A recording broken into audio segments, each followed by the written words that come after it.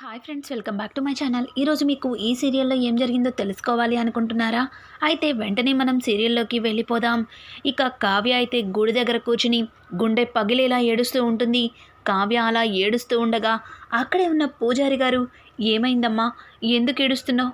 నిన్ను చూస్తుంటే ఎవరో గొప్పింటి కోడల్లా కనిపిస్తున్నావు, ఏం జరిగిందమ్మా అని చెప్పి పంతులు గారైతే ఇక కావ్యని అడుగుతూ ఉంటారు. కావ్య ఎవరికి సమాధానం చెప్పకుండా తను ఏదో ఆలోచనలో ఏడుస్తూనే కనిపిస్తుంది. ఇంకా పంతులు గారికి ఏం చేయాలో తెలియక అక్కడే ఒక పోలీస్ స్టేషన్కి ఫోన్ చేసి, ఇక్కడ ఒక అమ్మాయి గుడిలో కూర్చుని ఏడుస్తూ ఉంది, ఏం జరిగిందో తెలీదు, చూడటానికి కూడా గొప్పింటి కోడల్లా కనిపిస్తుంది అని చెప్పి పంతులు గారు పోలీసులతో చెప్పడంతో ఇక పోలీసులు వెంటనే అక్కడికి వస్తారు. కావ్యని చూస్తారు. కావ్యని చూసి ఇంకా ఇన్స్పెక్టర్ సతీష్ రాజ్ భార్య అని గుర్తుపడతారు. మేడం, మీరేంటి మేడం ఇక్కడ కూర్చున్నారు? పైగా ఏమైంది మేడం, ఎందుకు ఎందుకు బాధపడుతున్నారు అని చెప్పి ఇక ఇన్స్పెక్టర్ సతీష్ అయితే కావ్యని అడుగుతూ ఉంటాడు. కానీ కావ్య మాత్రం ఏమాత్రం కూడా సమాధానం చెప్పదు.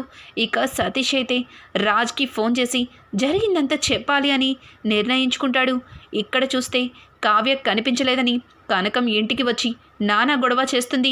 మీకు నా కూతురు ఇష్టం లేకపోతే నా కూతుర్ని నాకు అప్పచెప్పేయండి, అంతేగాని ఇలా ఇంట్లో నుంచి వెళ్ళగొడతారా అని చెప్పి కావ్య అయితే ఇష్టం వచ్చినట్టు అందరికీ కూడా చీవాట్లు పెడుతూ ఉంటుంది.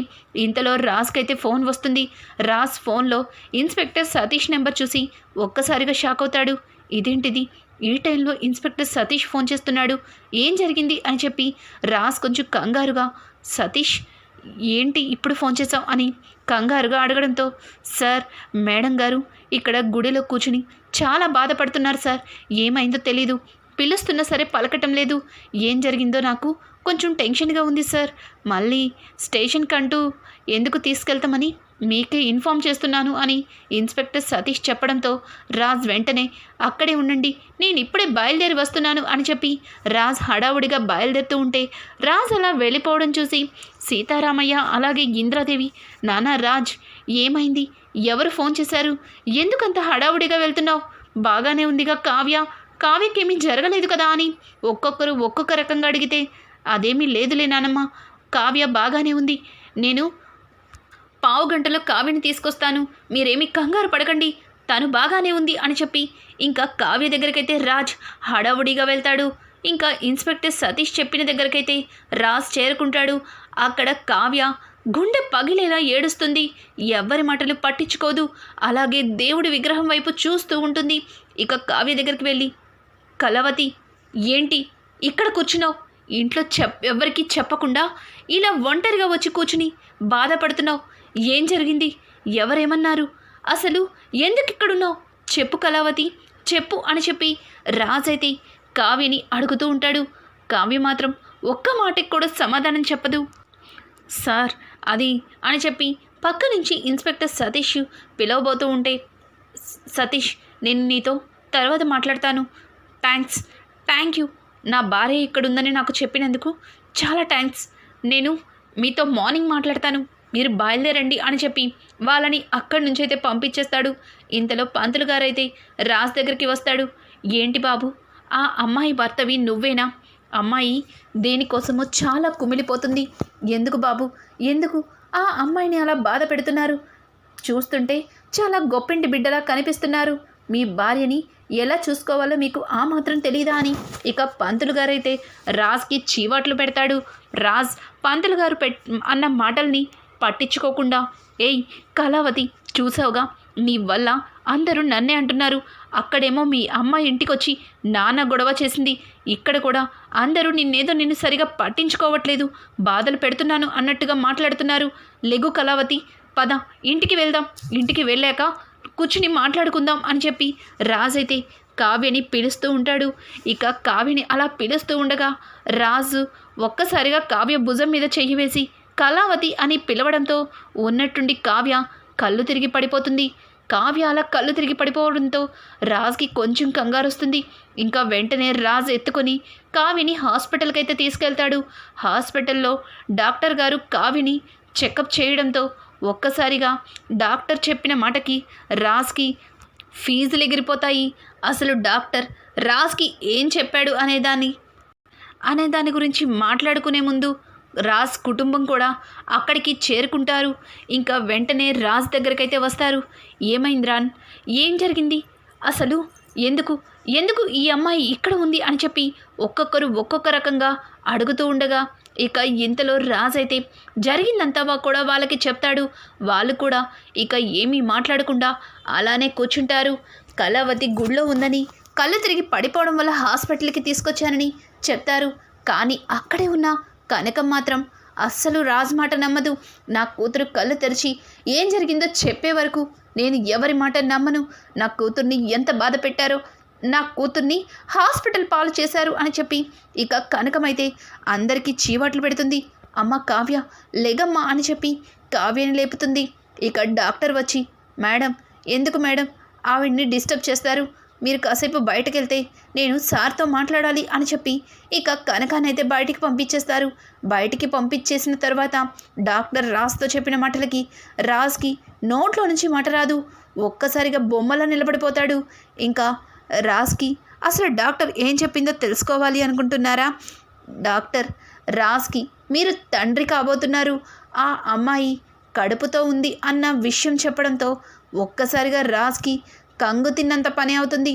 డాక్టర్ ఏం చెప్తున్నారు, తను ప్రెగ్నెంట్ ఏంటి అని అనడంతో అవును సార్ తను ప్రెగ్నెంట్, ఆవిడిప్పుడు ఉత్త మనిషి కాదు, ఆవిడికి 3వ నెల అని చెప్పడంతో ఒక్కసారిగా రాజ్ అయితే షాక్ అయిపోయి నిరుత్సాహంగా బయటికి వస్తాడు. రాజ్ అలా రావడం చూసి అందరూ కూడా ఆశ్చర్యపోతారు.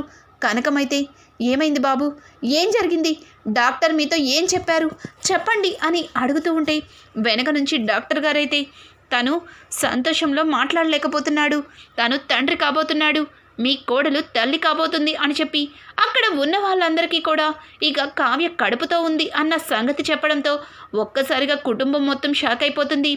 ఏంటి కావ్య కడుపుతో ఉందా అని చెప్పి ఇక కనక సంతోషానికి అవధులు ఉండవు. సీతారామయ్య అలాగే ఇంద్రాదేవి అయితే చాలా సంతోషిస్తారు. నాన్న రాజ్ మీ తాతయ్యకి ఇచ్చిన మాటని నెరవేర్చావా అని ఇక సుభాష్ అయితే అపర్ణ నువ్వు నానమ్మవి కాబోతున్నావు, నేను తాతయ్యని కాబోతున్నా, మన రాజ్ తండ్రి కాబోతున్నాడు అని చెప్పి ఇక ఇద్దరు కూడా తెగ సంబరపడిపోతారు. అపర్ణ అయితే ఒక్క క్షణం జరిగిందంతా కూడా మర్చిపోతుంది. తన కోడల దగ్గరికి వెళ్ళి నన్ను నానమ్మని చేశావు, నా కొడుకుని తండ్రిని చేశావు అని చెప్పి కావ్యని దగ్గరికి తీసుకుంటుంది. ఇక స్పృహలో లేని కావ్య అలాగే సైలెంట్గా పడుకొని ఉంటుంది. డాక్టర్ గారైతే మేడం ఆవిడ కొంచెం డిస్టర్బ్డ్గా ఉంది, తర్వాత రండి కాసేపు బయటికి వెళ్ళండి అని చెప్పి ఇక వాళ్ళనైతే బయటికి పంపిస్తుంది. ఇక్కడ చూస్తే స్వప్న దొంగ కడుపుని ఎలా అందరి ముందు బయట పెట్టాలో తెలియక చచ్చిపోతుంటే ఇప్పుడు ఈ క్షణం ఈ కావ్య కడుపుతో ఉందా, నాకు దెబ్బ కొట్టేలాగా ఉంది ఇదంతా, అసలు ఏంటి ఇలా జరిగింది అని చెప్పేసి స్వప్న అయితే తెగ నలిగిపోతూ ఉంటుంది. రుద్రాని కూడా ఏంటి కావ్య కడుపుతో ఉందా అంటే కావ్య కడుపు వల్ల మా వదిన కావ్యని క్షమించేసి కోడలిగా అంగీకరించేసిందా, రాజేంటి ఇలా చేశాడు, కళావతి అంటే ఇష్టం లేదు అంటూనే చాలా బాగా చేశాడుగా అని చెప్పి ఇంకా ఏకంగా కావ్యని తల్లినే చేసేశాడుగా, ఏంటిదంతా అని చెప్పి రుద్రానికైతే ఒక్క క్షణం ఏమీ అర్థం కాదు. రాహుల్ అయితే ఏంటి మమ్మీ ఇలా జరిగింది, అసలు ఇదంతా నిజమేనా అని చెప్పి రాహుల్ అంటూ ఉంటే నాకు కూడా అదే అర్థం కావట్లేదురా, అసలు ఎప్పుడు కూడా ఉప్పు నిప్పులాగా కొట్టుకునే రాజ్ కావ్యలిద్దరు కూడా ఎప్పుడు కలిసిపోయారు, ఈ కావ్య ఎప్పుడు కడుపుతో ఉంది, నాకు అసలు ఏమీ అర్థం కావట్లేదు, నిజంగా ఇదంతా నిజమేనా అని చెప్పి ఇంకా రుద్రాని అంటుంది. ఇంతలో కావ్యకి మెలకువ వచ్చిందని లోపలికి పిలవడంతో అందరికంటే ముందు రాజే లోపలికి వెళ్తాడు. రాజ్ని చూసిన కావ్య ఏమీ మాట్లాడకుండా సైలెంట్గా తలదించుకుంటుంది. ఎందుకు తలదించుకుంటున్నావు, అసలు మన ఇద్దరి మధ్యలో ఏమీ జరగనప్పుడు నీకు అని చెప్పి ఇక రాజ్ అయితే తడబడుతూ ఉంటే అవును మన ఇద్దరి మధ్యలో ఏమీ జరగలేదని మీరు అనుకుంటే సరిపోతుందా, అది జరగాల్సింది జరిగిపోయిన తర్వాత ఎన్ని మాటలు అనుకున్నా ఏం లాభం, ఆ రోజు ఎంత వద్దు అంటున్నా సరే తాగిన మత్తులో నన్ను బలవంతం చేశారు, ఇదిగో ఈరోజు ఇలా జరగడానికి కారణం మీరే అని చెప్పి కావ్య చెప్పిన మాటలకి ఒక్కసారిగా రాజ్ షాక్ అయిపోతాడు. ఇక జరిగింది తను కూడా గుర్తు చేసుకుంటాడు. ఆ రోజు కావ్య ఎంత వద్దన్నా సరే రాజ్ అయితే స్టోర్ రూమ్లో కావ్యని బలవంతం చేసినట్లుగా ఇక గుర్తు చేసుకుంటాడు. అనుకున్నదంతా అయిపోయింది.